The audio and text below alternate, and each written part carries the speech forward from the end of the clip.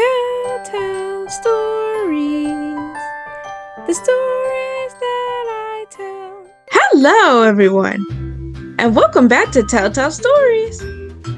For today's book, we'll be reading Clifford, the Big Red Dog. Clifford's Hiccups. Hiccup.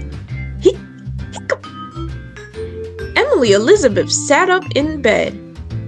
What's that sound? She wondered. Hiccup.